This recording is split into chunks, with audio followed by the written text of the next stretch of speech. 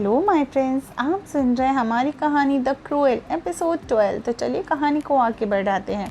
अभी तक आपने हमारी स्टोरी में सुना कि शिवन्या ने आहान को एक फ़ोटो भेजी जिसके पीछे उसे लव लेटर भी दिखाई दिया और उसको देखकर आहान ने सब चीज़ों को तहस नहस करना शुरू कर दिया था। और तभी वीरा का भी एक मैसेज आता है और उसने पर्सनली वो लव लेटर आहान के लिए ही भेजा। तभी अब हम आगे सुनते हैं। करण स्पीचलेस था। ये अनबिलीवेबल है। करण की हैरान चेहरे को देखकर आहान का ध्यान आकर्षित किया और आदमी की कर्कश और गहरी आवाज से कहा, बताओ। करण ने आज्ञाकारी रूप से तुरंत आहान को उसका फोन दिया। मैसेज देखते ही उस आदमी के हाथ फोन पर जोरों से कस गया। उसके सीने में मानो आग जल गई हो। वो बेहद गुस्से में था, पर अगले ही पल उसने भेजने वाले का नाम पर गौर किया। वीरा। वीरा? भेजने वाले का नाम पढ़कर उस आदमी की खतरनाक अभिव्यक्ति अचानक से आश्चर्य में बदल गई। वो स्तब्ध रह गया। ये मैसेज ये वीरा द्वारा भेजा गया था। उसकी उंगलियों ने नीचे की ओर स्क्रॉल किया और उसने देखा यह सिर्फ एक प्रेम पत्र नहीं बल्कि पत्र के नीचे एक प्यारा सा दिल का इमोजी भी बना हुआ था। ये लेटर सबूत था कि ये रोमी के लिए नहीं बल्कि उसके लिए लिखा गया था, कि वो उसकी शर्ट की कॉलर बनने के लिए तैयार है, उसकी खुशबू को महसूस करने के लिए तैयार है, उसका कोट बनने के लिए और उसका बेल्ट बनने के लिए, उसके कोमल बालों को प्यार से सहलाने के लिए। आहान स्पीचलेस था। तभी एक और मैसेज आया। आहान, तुमने बताया नहीं कि तुम्हें मेरा ये पोयम कैसी लगी। क्या मेरी पोयम तुम्हें पसंद आई? सभी नौकर जो कोने में खड़े कांप रहे थे, आहान को अचानक शांत होता देखकर वो हैरान हो गए। उन्हें समझ नहीं आया कि उनके बॉस, जो अभी एक शेर की तरह थे, भयानक लग रहे थे, वो एक पल में इतना शांत कैसे हो गए। वे अभी भी अपने फ़ोन को ही घूर रहे थे।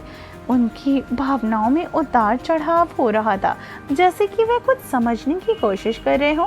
करण के कुछ कहने को अपना मुंह खोला ही था कि boss. Aahan, shut up. Karan ने तुरंत अपना मुंह बंद कर लिया। आहान ने अपने फ़ोन की ओर देखा और जारी रखा। एक गंभीर चेहरे के साथ उसकी पतली उंगलियों ने फ़ोन की स्क्रीन को टैप किया।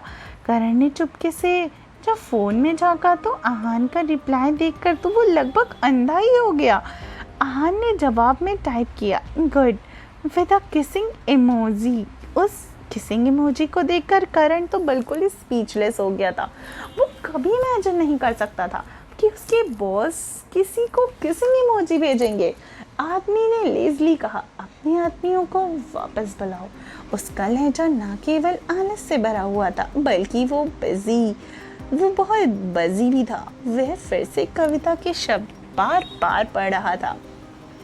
जाहिर जो है वो बहुत अच्छे मूड में था। Yes boss. करण ने जल्दी से जवाब दिया और अपने आदमियों को आधे रास्ते ही वापस बुला लिया। एक तूफान बस मिट गया था, वो भी इस तरह। हॉस्टल में। आहान, तुमने जवाब नहीं दिया। क्या तुम्हें मेरी कविता पसंद आई? दरअसल वह कुछ असहज महसूस कर रही थी, जैसे वो अनिश्चित थी कि क्या ये आहान पर काम करेगा। साथ ही वह कविता उस आदमी को बुरा तो नहीं लगेगा कि उसके साथ एक लड़की की तरह व्यवहार किया जा रहा है।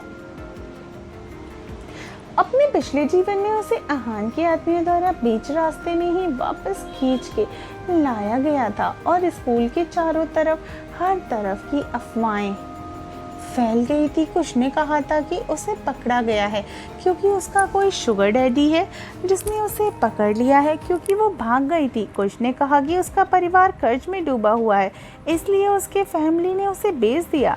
हालांकि अफवाहें निराधार थी, पर ये सभी गपशप एक व्यक्ति के जीवन को नष्ट कर सकती थी। अतीत के बारे में सोचते हुए वीरा ने ठंड से महसूस होने लगा। तभी अचानक उसकी हथेली में पकड़ा हुआ फ़ोन वाइब्रेट हुआ। वीरा एक पल के लिए रुकी और धीरे से उस नए मैसेज को देखती है। आहान ने उसे एक शब्द में उत्तर दिया, गुड, और यहाँ तक कि उसके साथ एक किसिंग इमोजी भी थी। वीरा उस इमोजी को देखकर पूरी तरीके से स्तब्ध रह गई। क्या आप कल्पना कर सकती हैं, एक क्रूर और शातिर राक्षस आपको एक किस इमोजी भेज रहा हो।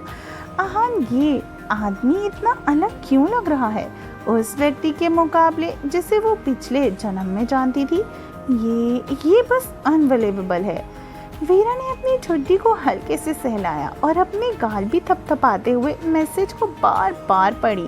फिर उसने तुरंत बहुत सी किसिंग इमोजीज भेज दिए और जल्दी से रिप्लाई किया, बस 1 हफ्ता और परीक्षाएं खत्म। मैं अपनी पढ़ाई पर ध्यान केंद्रित करूंगी, इसलिए अभी के लिए मैं तुमसे बातें नहीं कर पाऊंगी।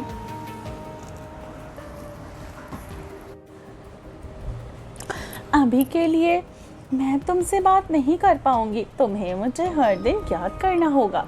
कुछ सेकंड के बाद ही रिप्लाई आया, हाँ। उस अविश्वसनीय रूप से सरल हाँ को घोरते हुए वीरा ने पलकें झपकाई।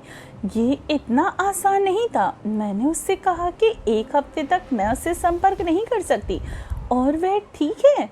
उसने सोचा नहीं कि बस कुछ आम से छेड़खानी भरे शब्द उसके लिए काफ़ी होंगे।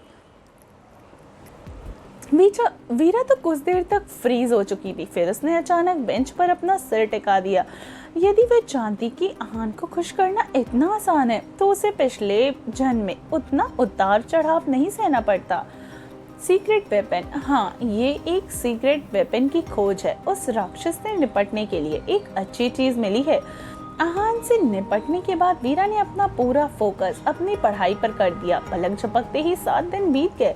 इन 7 दिनों में वीरा ने दिन में 3 से 4 घंटे ही आराम किया। अंत में वह सभी चैप्टर्स को कवर करने में कामयाब रही।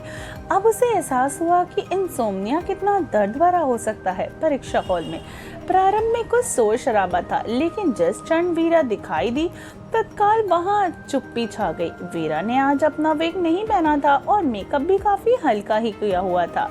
हालांकि डार्क सर्कल की वजह से उसका चेहरा फिर भी बेहद डरावना ही दिख रहा था। काले घेरे उसकी धुंधली आंखों से भी डरावने लग रहे थे। लड़का डेस्क पर सो रहा था, हमेशा की तरह शोर से और अपनी झुंझलाहट से अपनी आंखें खोली। अगले ही सेकंड उसका लड़के का चेहरा पूरी तरीके से डर से कांपने लगा। उसका पूरा शरीर हिल गया। उसने अपने दिल पर हाथ रख लिया और डर से अचानक उसे पसीना आ गया। लड़के ने अपने बगल में बैठे उस सद को देखा और श्राप दिया, शिट। एक फिल्म द रिंग का भूत उससे सदको का याद दिला रहा था। तो क्या वाकई में वीरा अपनी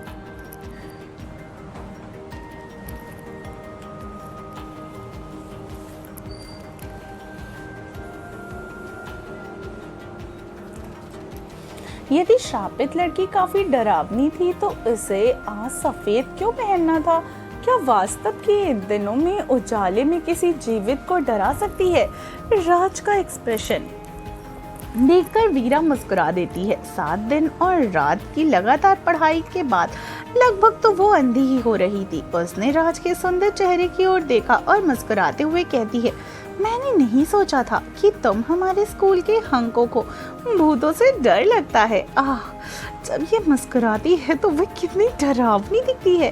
राज ने एक गहरी सांस ली। वो उसे देखना बर्दाश्त नहीं कर सकता था और दूसरी तरफ मुंह फेर कर उपहास करते हुए कहता है, कम से कम तुम्हें पता तो है कि तुम कैसी दिखती हो। घंटी बजी। निरीक्षक परीक्षा पुस्तिका को लेकर अंदर दाखिल होता है। पहला पेपर मैथ्स का था। वीरा ने अपने दिल में दर्द से कहा, उफ, इस दुनिया में मैथ्स जैसा डरावना सब्जेक्ट है ही क्यों। हालांकि वीरा की मेमोरी तो काफ़ी तेज़ थी। मैथ्स को वो रट तो नहीं सकती थी और इतने कम टाइम में समझना भी मुश्किल था। 3 सेकंड रुकने के बाद फाइनली उसने कुछ लिखना शुरू किया। हर कोई जानता था कि वीरा हर बार खाली बुकलेट ही सौंप दिया करती थी। राज हैरान था कि वह कैसे सवालों का जवाब दे रही है। वह स्पष्ट रूप से आंखें बंद करके कर ही रिक्त स्थानों को भर रही है। वह भाग्य भरोसे ही बेतरतीब ढंग से ABC कुछ भी भर दे रही है। लड़के ने उसका मजाक उड़ाते हुए दिल ही दिल उसे बेवकूफ़ कहा। उसे सच में लगा था कि वो बदलने की कोशिश कर रही थी। सही है, आप पहाड़ों और नदियों को बदल सकते हैं, पर किसी व्यक्ति को नहीं। सबसे अच्छी बात तो यह थी कि अब रैंकिंग के हिसाब से ही सीट चेंज होगी। उसने फिर इस भूतनी की शक्ल जो देखने को नहीं मिलेगी। फिर लड़के ने उस पर ध्यान देना बंद किया। उसके बगल में बैठे मूर्ख के बजाय उसे परीक्षा पर ध्यान जो केंद्रित करना था। वहीं व्यापक की अवधि लिबरल आर्ट की परीक्षा 150 मिनट की थी। ये पूरी सुबह ले रहा था। इसके बाद ही इंग्लिश का एग्ज़ाम था जो कि हमारा आफ्टरनून में था। फिर हमारी हिंदी का एग्ज़ाम था दूसरे दिन की सुबह, और आखिर मैथ्स की।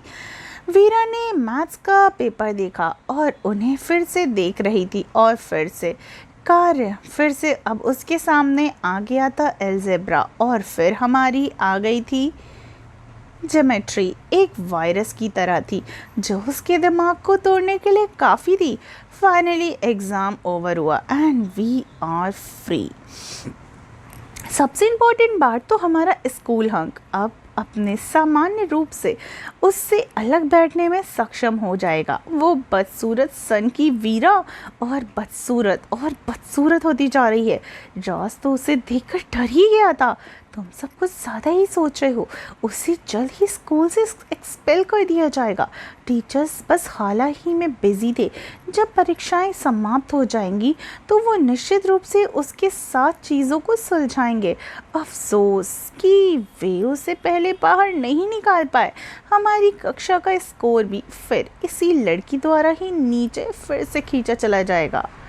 आखिर क्या होगा? क्या वाकई में वीरा एक्सपेल हो जाएगी? क्या वीरा सच में कोई चमत्कार कर देगी, या आहान उसकी कोई मदद करने वाला है? आखिर क्या होगा हमारी इस स्टोरी में जिसका नाम है द क्रूएल? तो चलिए मिलते हैं कहानी के अगले एपिसोड में। अपना ख्याल रखिए और सुनते रहिए मेरे साथ, यानी मैं हूँ जॉन और आप सुन रहे हैं टिनी FM।